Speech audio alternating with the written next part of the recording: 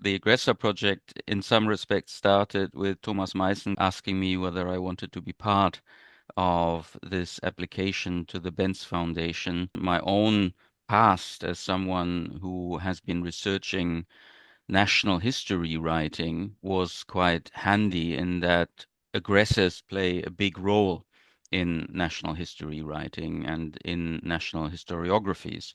I'm also asking to what extent we can see a shift in the 20th century, in the first half of the 20th century, between a focus on individual aggressors and a focus on collective aggressors. What accounts for this shift? Was there a specific turning point or broader processes at play that contributed to this?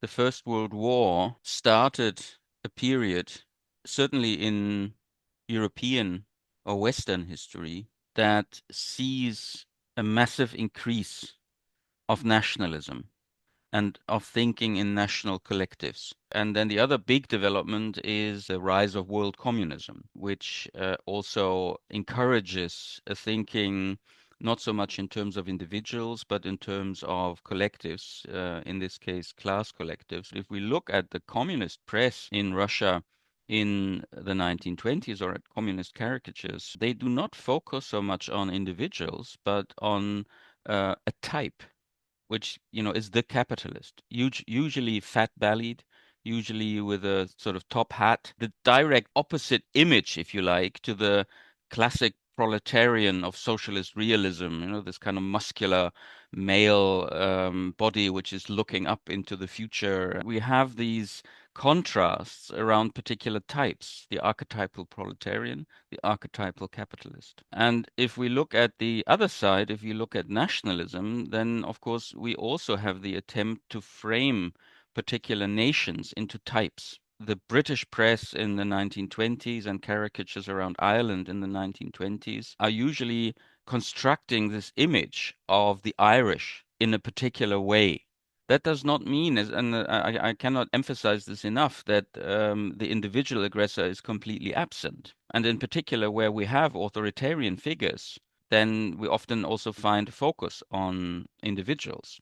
Would you say there's something inherently problematic in individualizing the aggressor, also in part of this project? I would say yes, because by focusing one-sidedly on an individual aggressor, the project is in a way underpinning this very traditional idea of the importance of individuals in history, the importance of great men. If we get these collective aggressors more into sight, we also see that in some respects, individuals play less of a role in the 20th century than they perhaps still played in early modern Europe or in the 19th century. Big interesting question is, how do we conceptualize the relation between individual and collective aggressors? Obviously, in many conflicts, we have both individualizing aggressor figures and collective aggressor figures. And the relationship between the two is very interesting.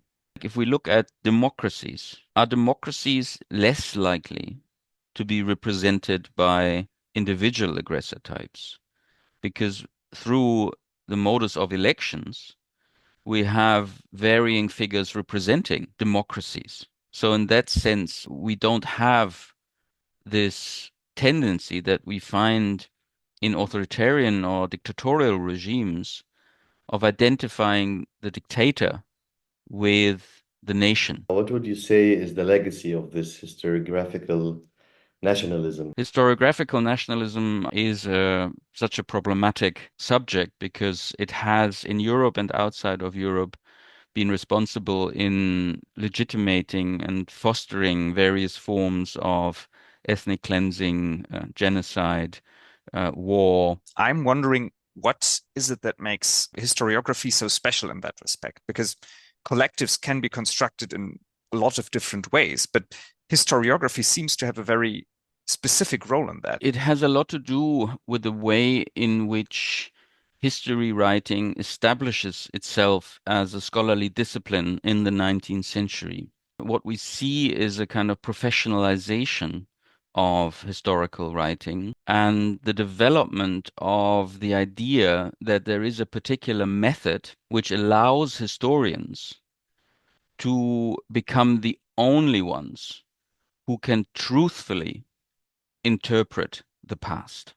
This idea that historians are the guardians of the past, can speak most authoritatively about the past, also made historians, of course, very useful for those who are in power.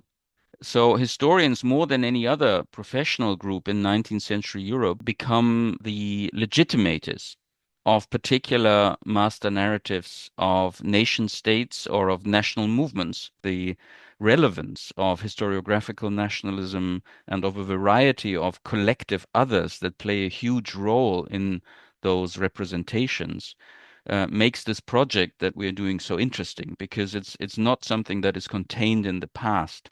It is not a kind of antiquarian project about how the aggressor figure was constructed in the past, but all of these constructions are still very much present and alive in the contemporary world. So in that sense, it is, I think, a historical project that speaks to the contemporary world.